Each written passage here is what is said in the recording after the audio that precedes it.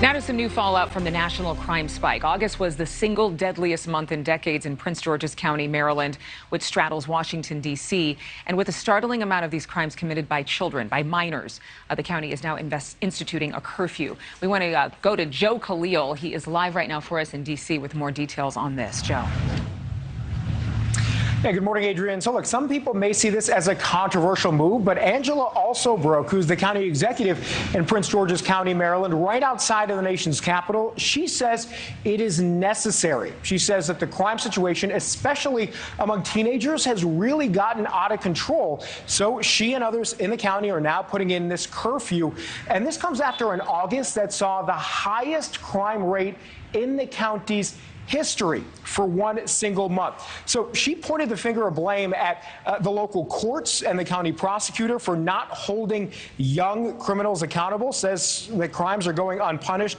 And she also pointed the finger of blame at family members of young people who are committing these crimes, saying that they also need to take some responsibility for their children's actions. Here's a bit of what she said.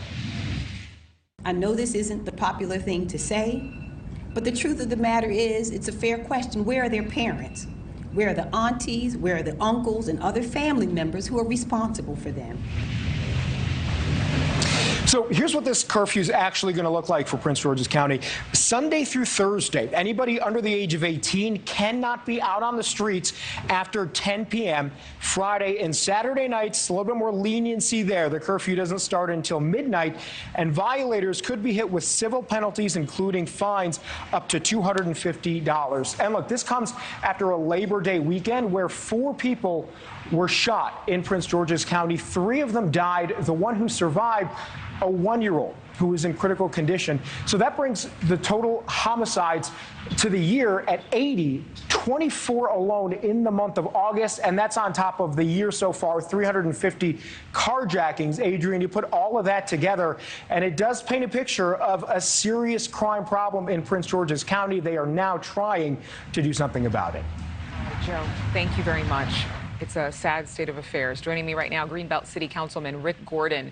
Greenbelt is a city in Prince George's County, and you're also the chairman of Greenbelt Voices Rising. I want to say thank you for being with us. I feel like we've spoken before. At least you look familiar. Thank you so much. Good to see you. You know, parents out there, they can now be fined if their children are out after curfew. What has the response been in the community? Well, you know, obviously there's a response there. Obviously, I think with this going on, obviously crime has gotten out of hand. And you hear from constituents all the time. Something needs to be done. Now, I do agree with the curfew that was instituted by esteemed County Executive Angela Alsobrook. And obviously, she did pose some very good questions, you know, well, the parents, with aunts and uncles, but then also to another side, another conversation we have to have. And that's about, you know, as far as the folks who go to work every day, the folks who are trying to make ends meet. You have those parents who are working doubles. You know, I have constituents, right? Matter of fact, this past weekend, we had our Greenbelt Labor Day Festival. And I asked the constituent, was she able to make the festivities? And she said, no, Councilman, you know, I had to work, you know, to kind of catch up, because you have some parents who, you know, and some folks who are working who are back on their rent and are trying to catch up and be able to pay for food and stuff for their children. So you have, I know back in the, I'm kind of dating myself here, the latchkey kid. You know, where those who, you know, when they go to work or go to school, the parents are either asleep or already gone. And sometimes they're missing the parents because either it's vice versa. One sleeps and the other one leaves and all that. But I agree, something needs to be done. And I believe this will help kind of cut in. Obviously, there's no magic button to stop crime. But I believe that this will help and begin to kind of stop the bleeding a little bit, because, yes, crime has gotten out of hand. And residents, especially here in Greenbelt, have definitely had a voice with that, say, hey, something needs to be done. And I believe this will help. But obviously, there's other things we need to look at. You know, I think we need to go a step further. But how do police actually enforce this? I mean, they would have to stop people, presume that they're minors, card them when they see them. I mean.